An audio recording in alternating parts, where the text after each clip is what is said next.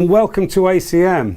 I'm John Gallen. I'm a senior music production tutor here, and I'm here tonight with David Quizola, who's going to be playing the drums for me. We're recording a drum kit in our SSL recording studio, and this is something that I've been doing for a very, very long time. I started in the music industry in 1975, and I've pretty much recorded every kind of drum kit and every genre of music.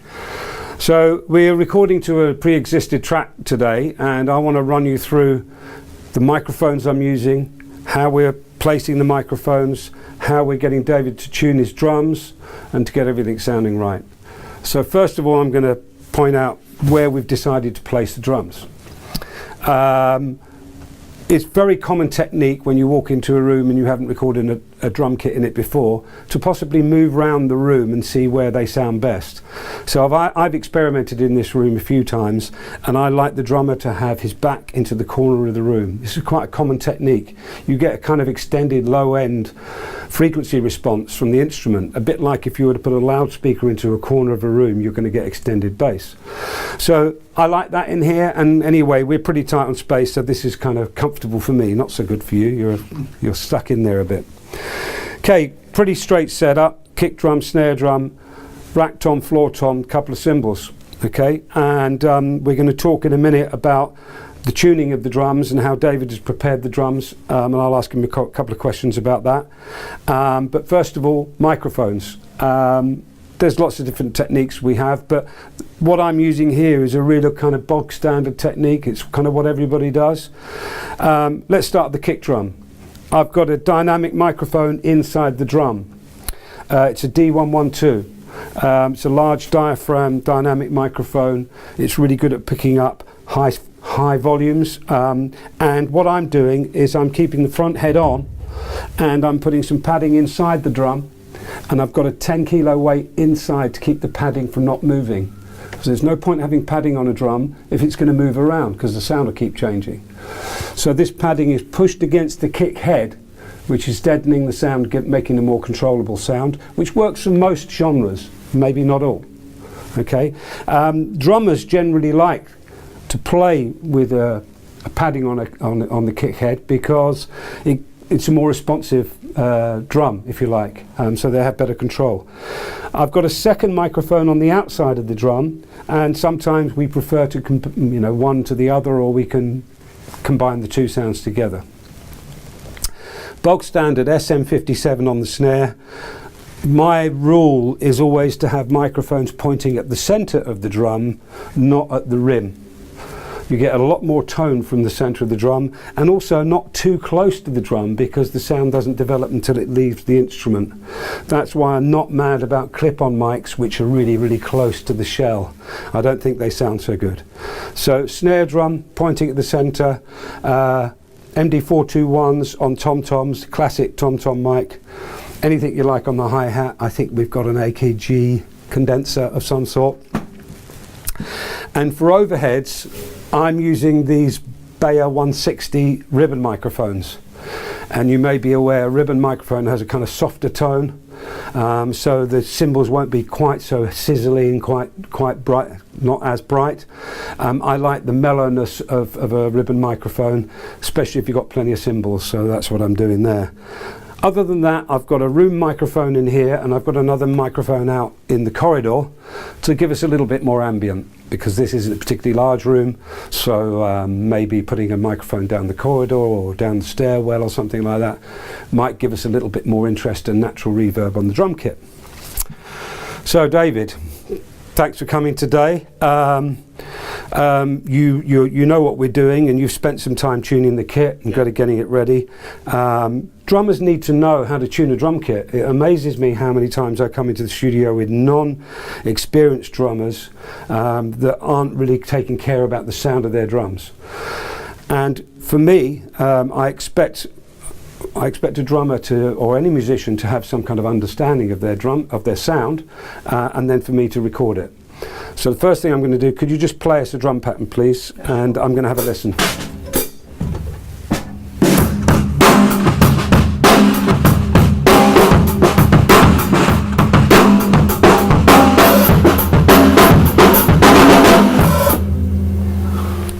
what you're hearing at the moment is a lot of drums coming into this microphone, which will sound pretty crazy, but once we get into the control room, you'll be hearing the sound through all of these microphones, and it'll be a lot better sound.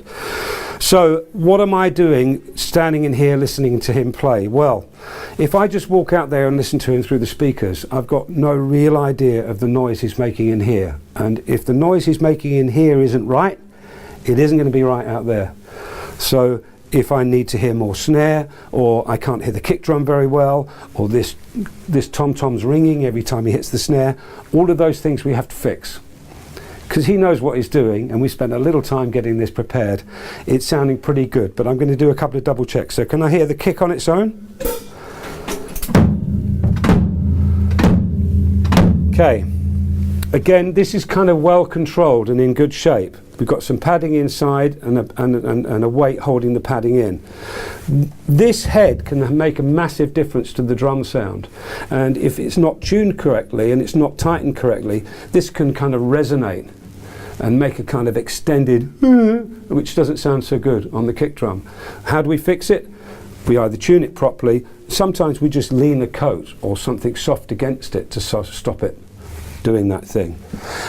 You've got to make sure that other drums and other bits and pieces aren't touching each other, because you'll get rattles and buzzes and it'll kill the sound. Let's hear Tom Tom 1.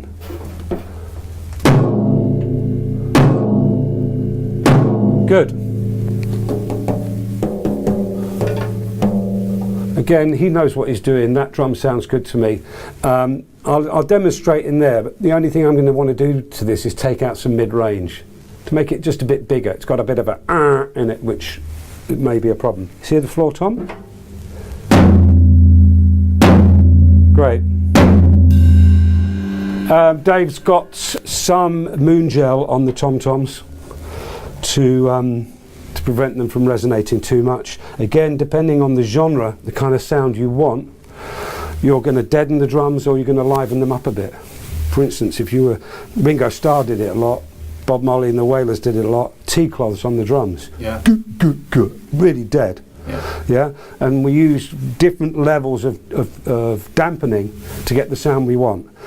The core thing is we need to get it sounding good in here before we go out there. Yeah, that's the really important thing. Dave, play me some more, just a general rhythm pattern.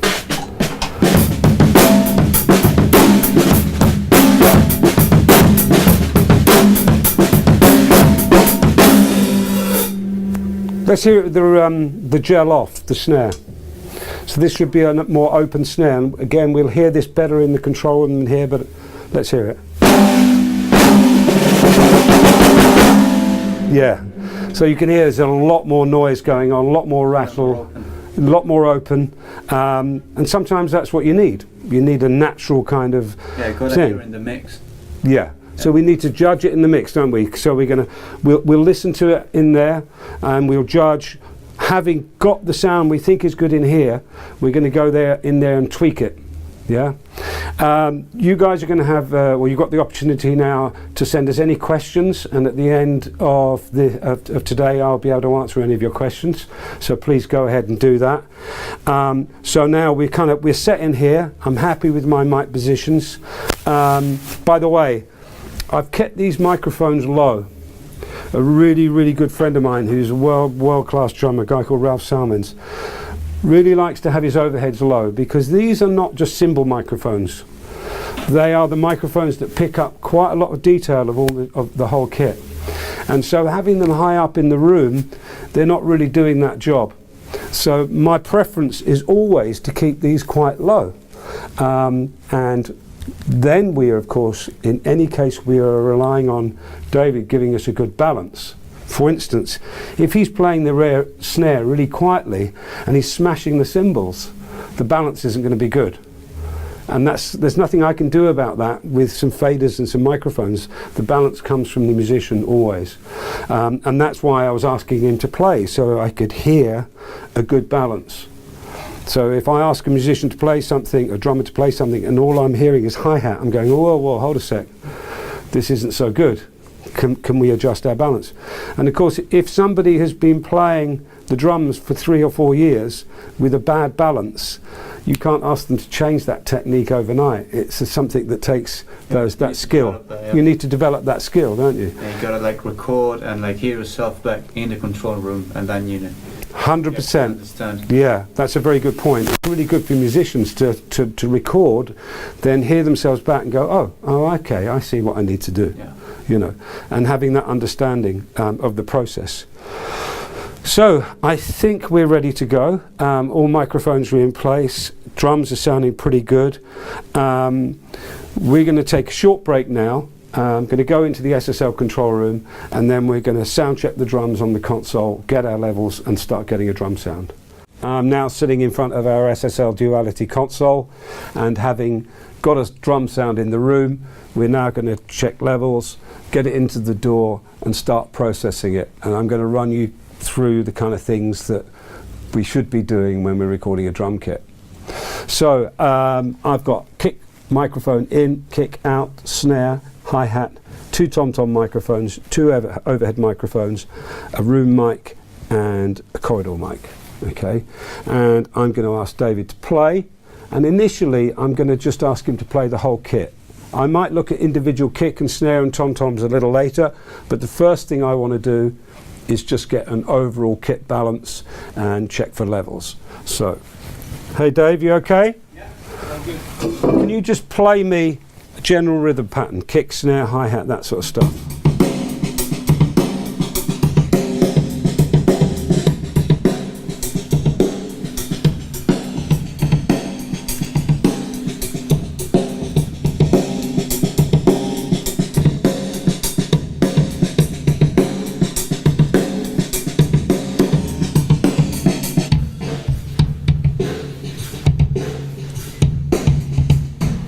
Starting with the overheads.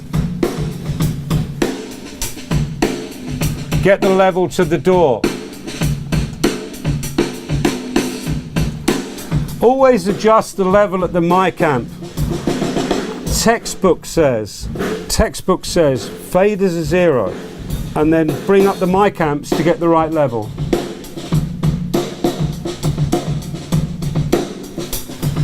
I'm not doing any processing at the moment, I'm just balancing. Check for phase on the overheads, make sure they're in phase. Kick drum. See the kick on its own? That note might be a bit long, we might add some more padding, but we'll check it out in a minute. We've got the kick drum mic inside the mic and the drum. The microphone outside the drum, which is a much more ambient sound, and I might use a combination of both.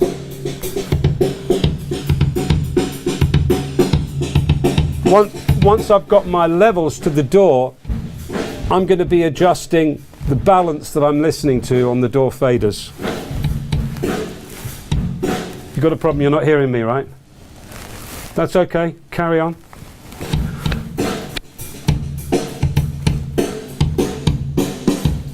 Snare drum.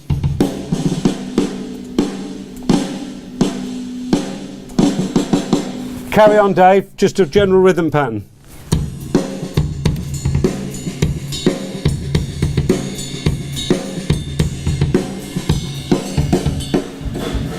When I'm balancing the drum kit in here, I tend to have hi-hat, tom-tom and overhead microphones significantly quieter than the kick and snare.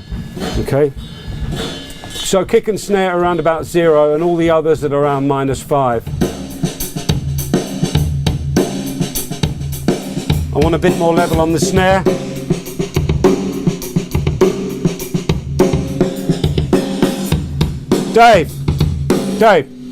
Dave, what's the situation with the snare? Have we got the moon gel on or off?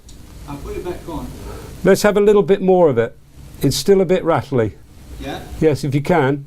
Yeah. Just tighten it up a bit. Thanks. All right. And when you're ready, give me a more rhythm pattern. Yeah.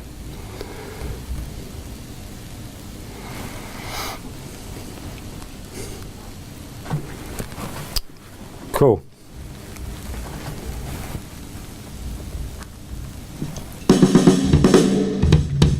Good.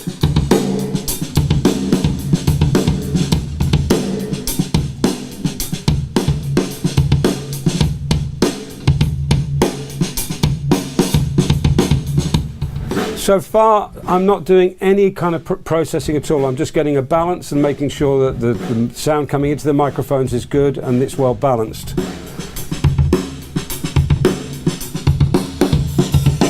I might take a little bit of mid-range,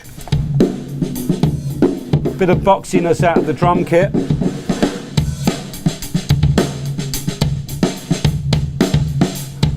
By the way, I've got all drums going to a bus, so then I can process the whole drum kit with a single equalizer.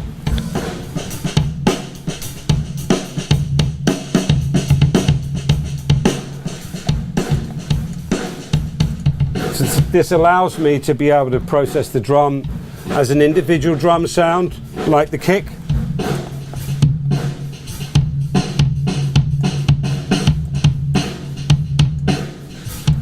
And also process the drum kit as a whole at the bus.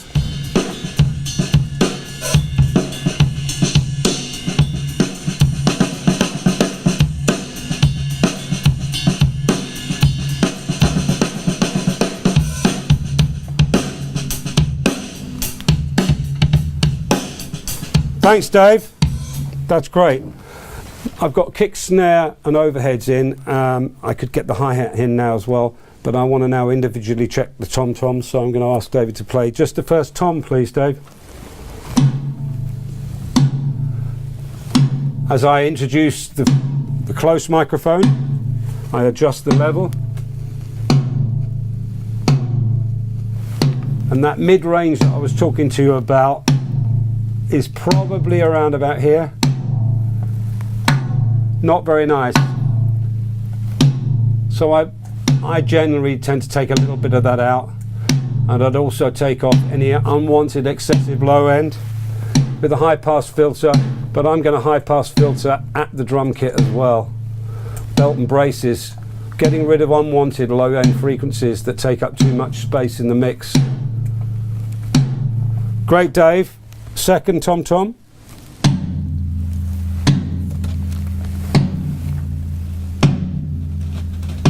Hello. Let's try that one. There we go.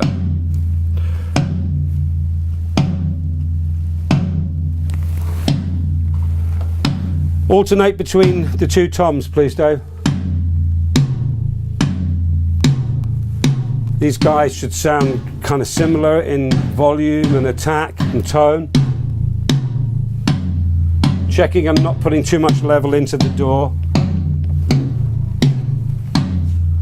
Great, Dave. Back to a general rhythm pattern, please.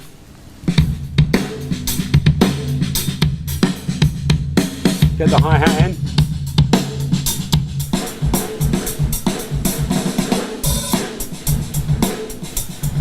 There's quite a lot of snare on the hi-hat and not a lot of hi-hat. The option here would be to move the microphone closer to the hi-hat, get a little bit less snare.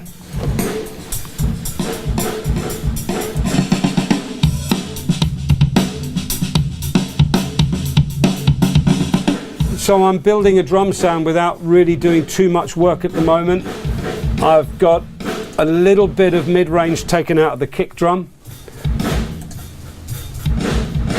I've taken a bit of mid-range out of the tom-tom, and I've gone to the main bus.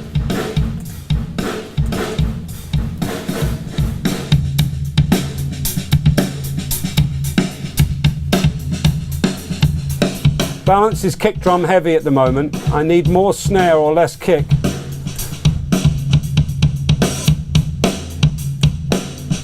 Maybe I could get a bit more body in the snare with a bit of snares that resonate at about 180 hertz.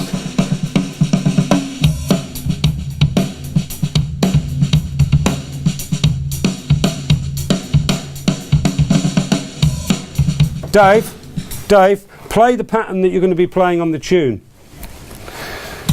It's quite important. There's no point sound checking someone playing one thing when they're actually going to be recording something else, and that musicians do that all the time. So you've got to remember to ask them to play what you're going to be recording.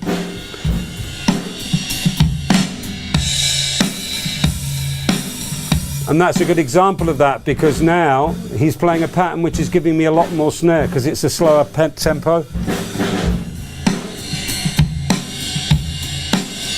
That snare's a bit too bright.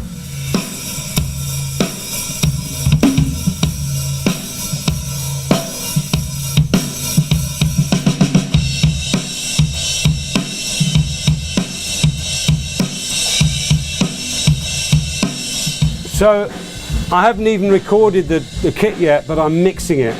I'm getting the levels right, I'm positioning the microphones and mixing as we record, because that's what you do. You don't wait till next week to make the drums sound good, you do it right now. I'm going to try a little bit of reverb on the drum kit, so I'm sending all the drum mics except the kick drum to a bus which has got a room on it. There it is. It's a Space Designer preset called Bright and Empty, which I quite like.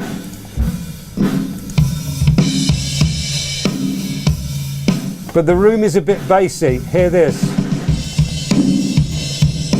Don't like that. I'm going to take that out.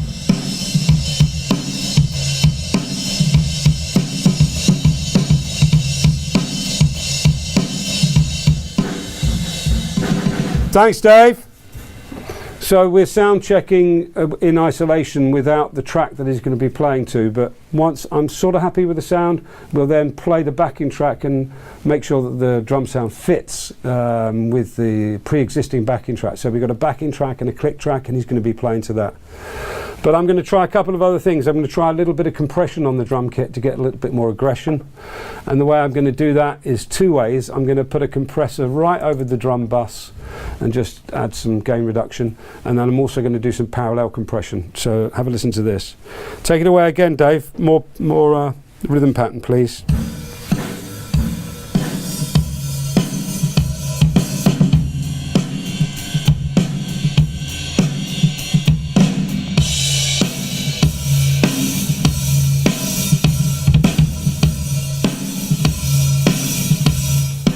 You should, even though we're streaming, you probably should be able to hear the difference between a squashed drum kit and an unsquashed drum kit. You're just getting more thwack and more attack and more bite.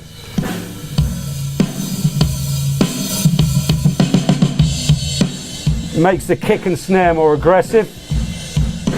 Thanks, Dave. Thank you for that.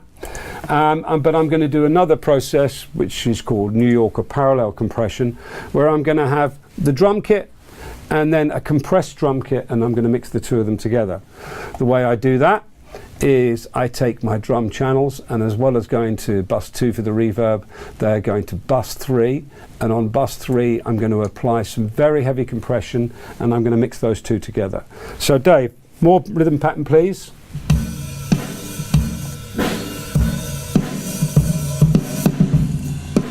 This is very heavily compressed.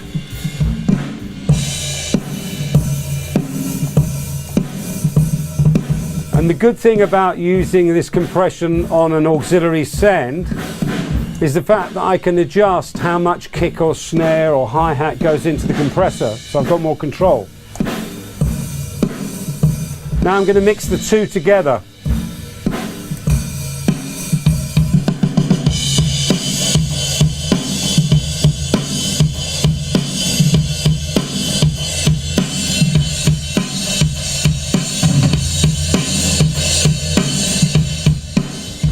Thanks, Dave. Thank you. So I'm trying to get from A to Z really quickly, because what I want to do is when the guy plays something or a band plays something and then 5 minutes later they walk into the room, they're kind of impressed with the sound, because that's my job. So I get into it and I get active and I do as much processing as I can. And the good thing about doing the processing in the DAW rather than doing it on the console is that if I'm not happy with it, I can change it. Whereas if we do it on the console, I'm kind of committed to that sound. So back in 75, 85, we would have done all that processing as I'm showing you now on the console. These days we do it in the DAW, and it allows us to have a lot more flexibility. All right, so how are we going? Let's have a listen now in context. Let's play, Dave, the click track and the backing track, and have a listen and see how it's shaping up, and then we may need to adjust a few more sounds. Okay, Dave, tell me first of all, just have a listen and don't play. Make sure you're hearing enough of the backing track and the click. By the way, for you guys watching, I've got the backing track on 2 separate faders on the console and the click track from the DAW on a separate fader from the console. That allows me to be able to give him the balance he wants, while I don't need to hear those elements in here if I don't want to. Okay, so we've got control. So there's my backing track here, my click track here, and hopefully he's hearing all of that.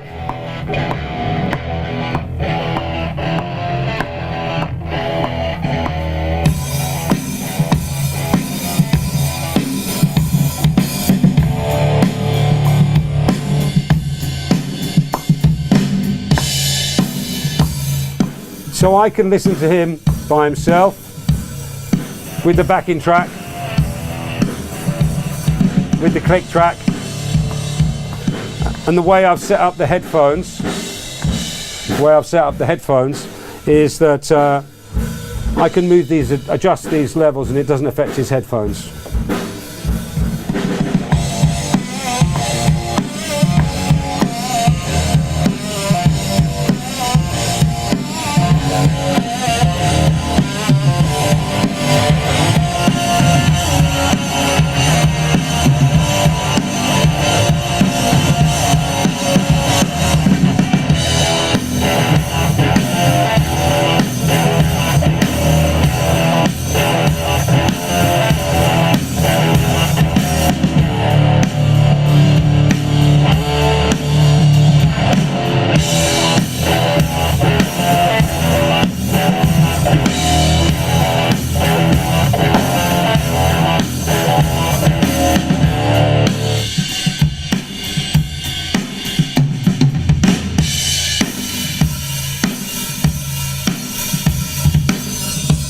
I'm going to introduce the microphone in the corridor for a little bit more action. Sorry, I'm going to introduce the microphone in the corridor now.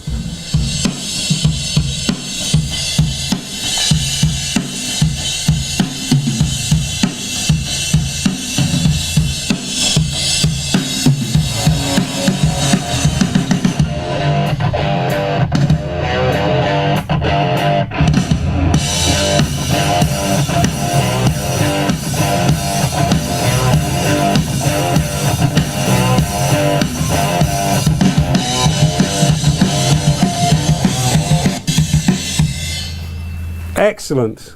Yeah, it sounds good to me. Good. It's a real help having a great drummer, because he's playing in time, so we don't have to fix that stuff. The job we've got to do is to make the sound appropriate to the genre. And having recorded a bit, we're going to have a quick listen to this, make sure we're kind of happy with the sound and it fits in. Then I'll let him play it through from the top to the end. And like I say, because we've got the luxury of having a great drummer, we won't be doing 27 takes of it and editing it together in Pro Tools. It's just going to be fine. Don't forget, if you've got any questions, that you can be asking them now, and I'll be attempting to ask them a little bit later.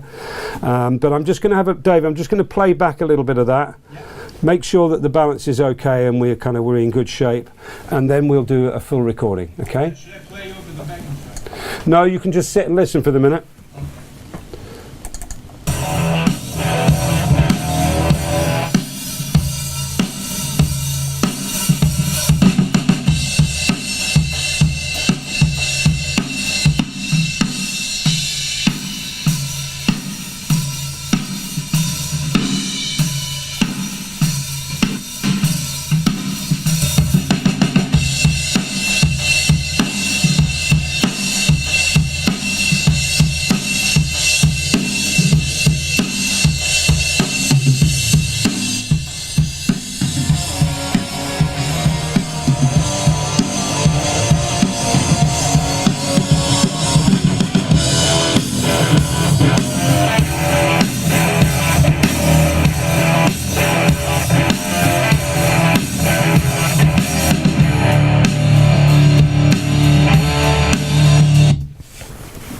I'm kind of happy with it. I wouldn't, Dave. I wouldn't mind actually. I know we've closed the snare up a bit, Yeah. but I think the snare could be a little longer, and so maybe ease off on the padding.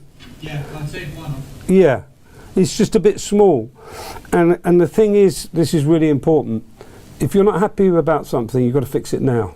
There's no point saying it's going to be all right tomorrow, it's going to be all right in the mix or whatever, unless you're going to go down the sample replacement route and just cheat, if you like. But you know, we want to get the best sound we can now, and so that's what we're doing. So before we do our recording, we're going to run the track one more time with a more open snare sound.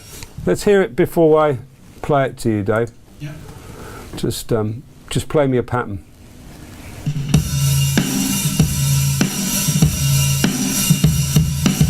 Yeah, great.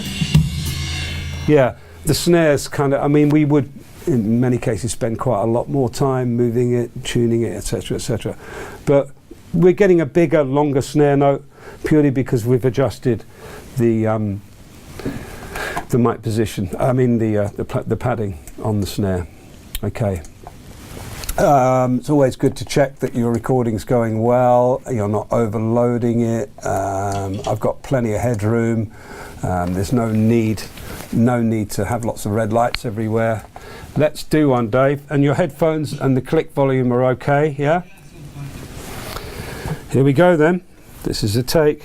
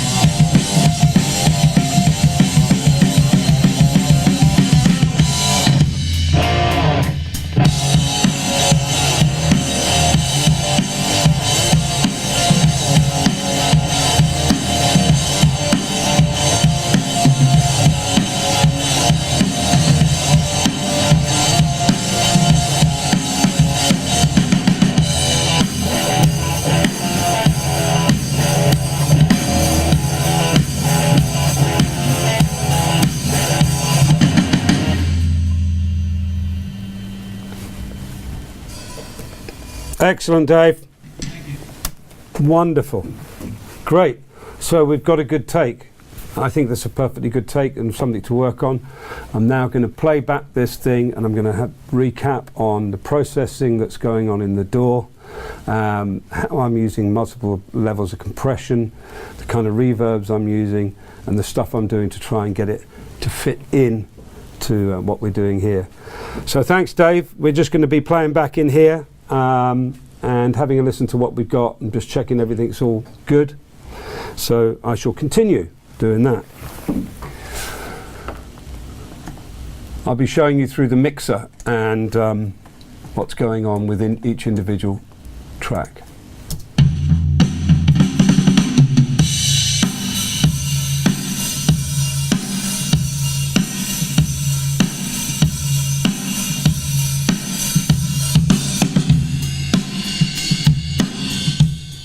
First of all, I'm going to recap on all the individual elements.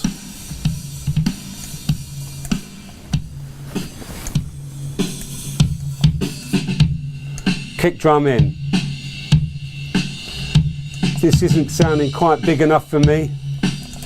I have taken a bit of mid-range out. I'm not a fan of 300 Hertz. I might look for a little low end. Maybe here. But I am taking out unwanted low end because it's just unhelpful to have too much very low frequency anywhere in the track. The kick out microphone isn't really doing us a lot of favours as far as the kick drum is concerned, but it might be useful as a kind of added room mic.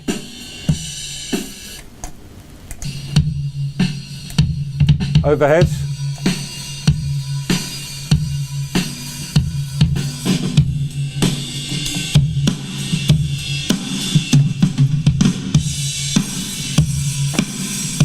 You can hear the snare is going into the room.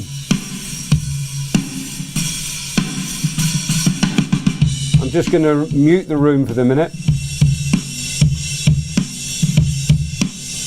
and look at individual elements of the drum kit.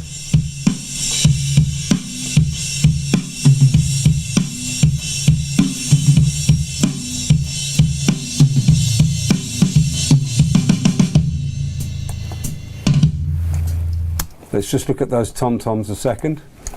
Zooming in to find them. Here we go.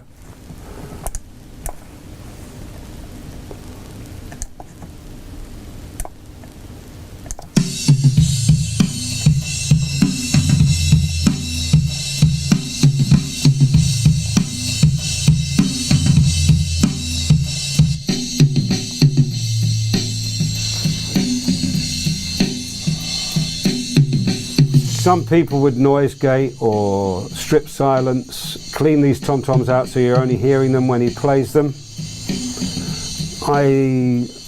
It's your choice, but I quite like having the tom-toms in to fill out the drum sound.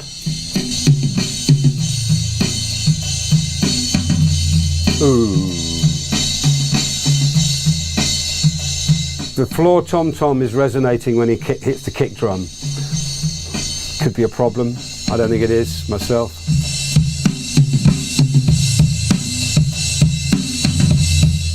And with the drum bass, I'm taking a bit of this boxiness out, this mid-range,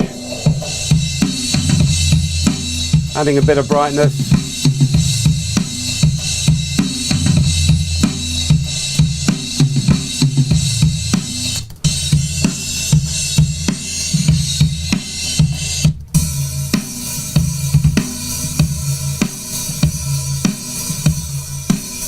So that's my balance so far. Bit of EQ over the main drum bus, bit of reverb. Sometimes I'll EQ the reverb, get some of that stuff out. That's better. Don't like this, it's not nice. So I'm equalising just the reverb. Then I'm doing this parallel compression trick. where I'm sending the whole drum kit to a new compressor. The good thing about this is I can adjust the amount of snare or kick drum that's going into the compressor by way of the bus, which is feeding the compressor.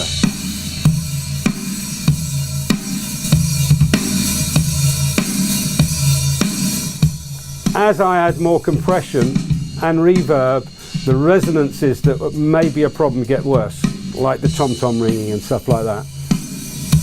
So if I was to mute the tom-tom,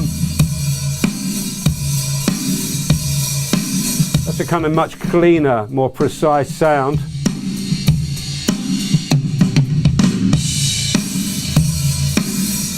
And with that tom-tom in, we can hear it resonating. And because I'm compressing so heavily, that's accentuating it.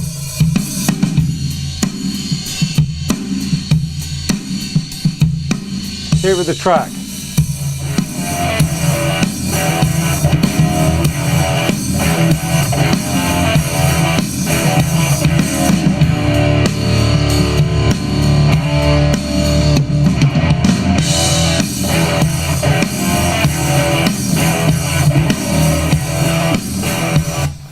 So what I'm doing here is I'm trying to bring the drums into the band so that it kind of works, that it kind of sounds in shape.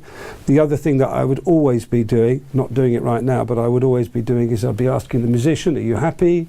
Does it sound like you want to sound? Can you hear everything that you're doing? Do you need me to change anything? Because in the end, it's him that's playing the drums. It's his piece of music, not mine. And that's what I'm going to do. I'm now going to play you the drum kit before processing and after processing, so you can have an idea of what's going on. So the way I'm going to do that,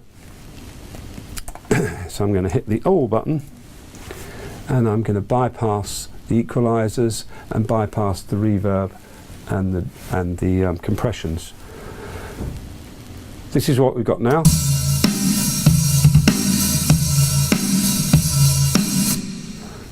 Let's bypass the EQ, the reverbs, and the compression. That's the sound of the drum kit naked, with no EQ and compression on it, no reverb. That's just the sound coming off the microphones. And it's a bit like Ready Steady Cook or something like that. You've got to recognise whether you've got good ingredients, and the only way we know that we're getting a good drum sound is, one, to get it sounding good out there, and then try and recreate what it sounds like out there with some compression and reverb. Let's put the EQ back in first, then the reverb,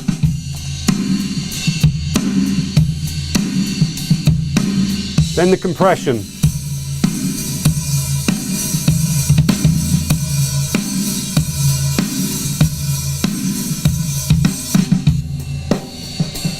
unprocessed drum kit,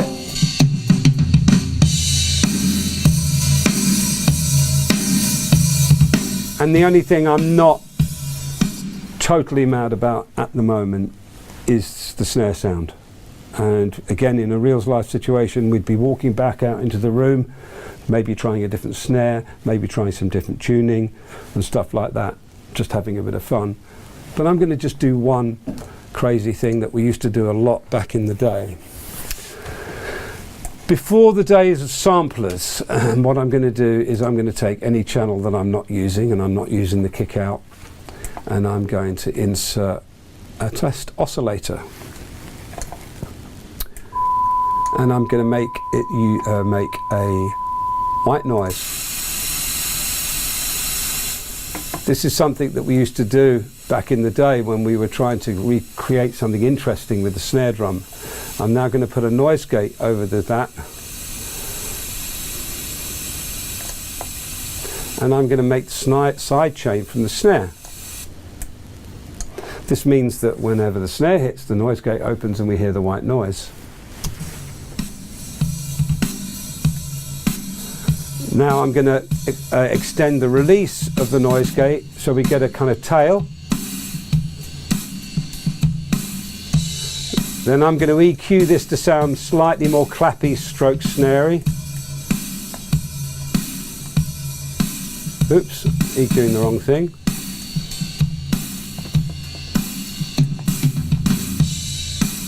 Oh, what am I doing wrong? Oh, I'm putting the EQ before the noise gate. That's not smart. There we go. Now that sounds a bit fake at the moment, but now I'm going to feed it in to balance it.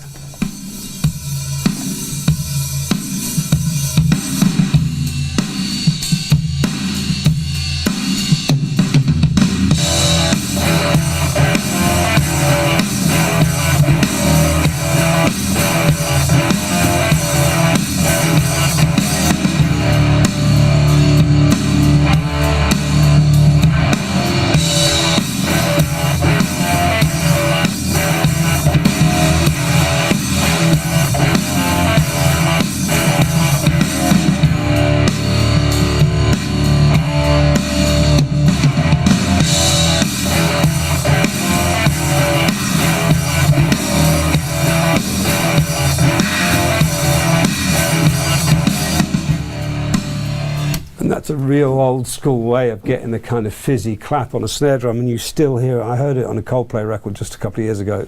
It's a real common technique and it works quite well. So let's have a little recap. The sound is all about what about the musician. The musician's first, then the instrument, then the microphones and placement, and then somewhere down the line an understanding of what you can and can't do.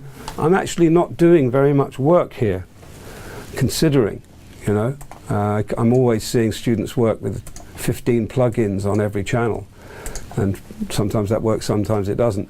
I'm doing a little bit of corrective EQ, taking out a bit of low end, finding some mid ranges that I don't like, then immediately going to the drum bus and doing a broad EQ of the whole drum bus, again taking out a little bit of mid, taking out the excessive low, adding compression to the drum kit as a whole, adding some reverb, hopefully that's suitable. We could go through a lot of different reverbs, quite often EQing the reverb so the reverb kind of works tonally, and then I'm constantly checking the drums in context.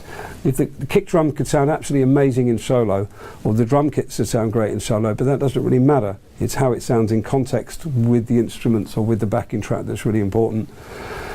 And then finally, is your client, your customer, the musician, is the musician happy? And that thing that happens between the musician and producer and engineer is really important.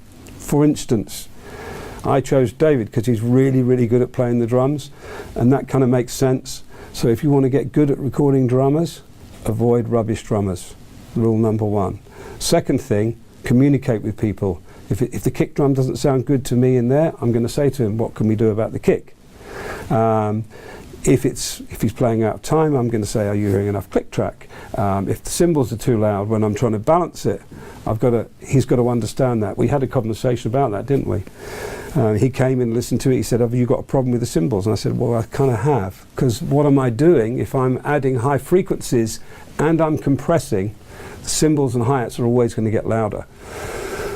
So if you know you're going to EQ and compress your drum kit, you must do it while the person's there playing, so you've got an idea of what it's going to sound like in the end.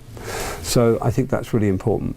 I think we've probably got a sound that's usable, and we could then spend quite a few hours just trying a few different ideas out, but we've got a good basic sound in the door. If I had more time today, I would probably change the outside kick microphone and try different positioning on the kick drum. I might even try some different tunings on the kick and snare, etc., etc. But in general, I'm happy with what we've got.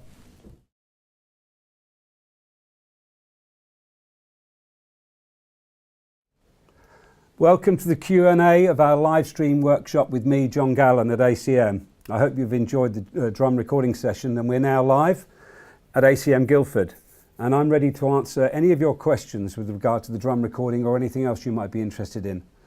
I've been here at ACM teaching for about 14 years, and I've been a professional sound recording and mixing and engineer and music producer since 1975. I now spend quite a lot of time here at ACM, and I really enjoy passing on all the things I've learnt about sound recording and mixing to young music makers. So let's get started straight away with the first question. Cleo says, I have a recording studio kit for home recording, but I don't really know how to do all the production stuff. Is it easy to learn? Well, that's a big question. I think clearly one of the best ways to learn would be to come here to ACM and study with me. There's a lot of things to consider when recording a drum kit. We've got to look at technique from the drummer, microphone choices, microphone placements, acoustics of the room, and you can make some great recordings at home in your home studios. You just need to pick up all the right techniques, and I think it would be a very good idea to start by listening to and analysing a lot of other recordings, things that you particularly like, Googling the producers and mixers and sound engineers, see what their techniques are. But come along to an ACM open day and get a flavour of what's going on here. I hope that answers your question. Anton said, how would your drum microphone setup change for different genres of music? Very good question. I recorded a jazz album just last December. Condenser mics all round, musicians playing the drums very quietly. It's a much more kind of open, defined, gentle sound. Whereas if we're doing a rock pop thing, an R&B thing, we might be using more dynamic microphones close to the kit and condenser mics for overheads and rooms. But again, there's an awful lot of different techniques that different people use. I'm a big fan of dynamic microphones on close to drums, but I'll always have condensers or even maybe ribbons as overheads and room mics. Another question, Lauren. How loud should the drum kit volume be in the mix? Well, what do you think? It's quite interesting because you might think in rock music that the drums are really loud, but there are many genres where the guitars take the lead and the drums can be really quite quiet in the mix. So again, as far as trying to decide how to mix and produce something, I think that you should be listening to and analysing well-known recordings and sussing out what's going on. Take notes and listen to different mixers and how they approach it. I think you'll be surprised. Some records have got very, very quiet drums in them, and others are quite different. Another question come in, thank you. Tom, do you use snare bottom mics? I do not. I really do not like the sound of an under-snare mic. It sounds like someone flicking a crisp packet. But it is, again, a very common technique. If I'm not getting enough top or high end off a snare drum from the mics above it, then I think there's something wrong. I'm more likely to put a microphone at the side of the drum rather than right underneath it to get some of the sound of the shell, maybe, to get more of a ping from the shell. So I don't use underside mics at all, and I've got some good buddies that are really, really high-end, top drummers that also prefer not to record their drums with an undersnare mic. But yeah, horses for courses on that one. Another question here from Paul. What do you need from the drummer when recording drums? Well, technique is what we need. Good balance. If a hi-hat is too loud in the room, it will be too loud on your recording. So the balance comes from the drummer as much or even more so than it does from the sound engineer. Oh, another question come in. I have a place at ACM, but I'm studying level 3 vocal performance. Can I still come to a masterclass for this sort of thing? Well, actually, there are a couple of things workshops that I do on a weekly basis that any ACM student is welcome to come along to. It's a thing called the Mixed Doctor on a Tuesday afternoon at 5-ish. And then there's a mixing and mastering workshop on a Wednesday morning. But there are also other masterclasses going on. You should just keep your eyes open for what gets posted up. And if you're studying at ACM and you want to see a particular masterclass and you're not aware of it, just ask, because that's what we do here. Another question from Ed, should time be spent tuning the kit? Absolutely. It's a really, really big part of the whole thing. And tuning the kit to suit the track.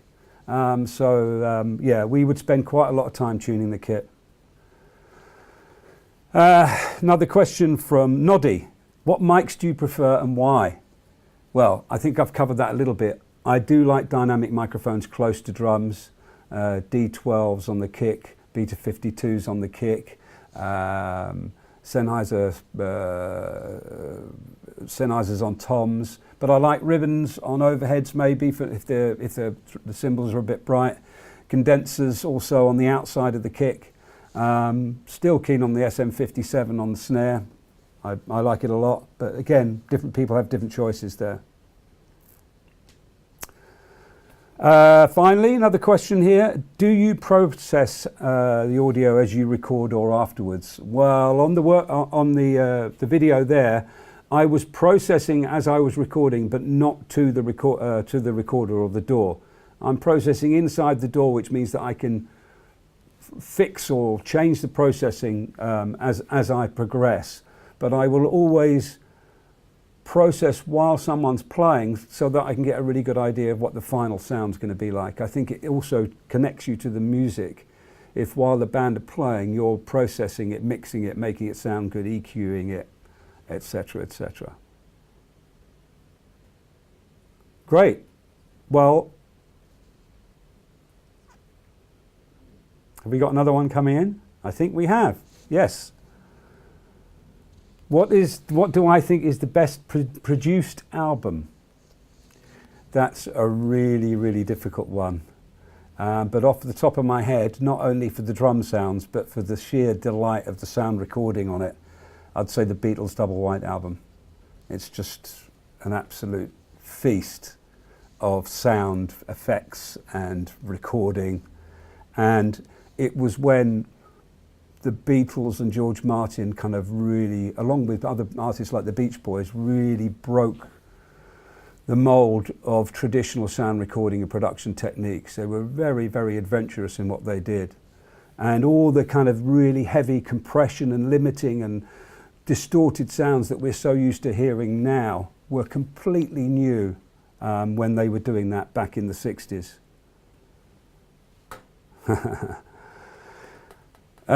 Message from Oliver Susat. Hi John, we'd like to know what's the best thing about working at ACM. Well, it's the students, of course. The students here are fabulous, and the energy is great, and I have a lot of fun teaching here. Another great thing now for me is that I'm teaching in this brand new studio, which is really, really great, and it really is a high-end, proper professional recording studio, and it's great to be able to teach my students in that kind of environment, so I'm enjoying that. Thanks for that question, Ollie. How are we doing, everyone? Shall we outro? I think that's it. Well, thanks again for watching. If you have any more questions regarding audio production at ACM, feel free to give me an email, drop me an email, jgallen@acm.ac.uk, or go to the ACM website and see what we're doing. I'll call the admissions team, and please come along to an open day. They're a lot of fun. I'm usually around on open days. You can find the phone number and website or in the chat box there, and come along to an open day and meet me, some of the other tutors and some of the other students at ACM. Thanks very much, everyone. Bye.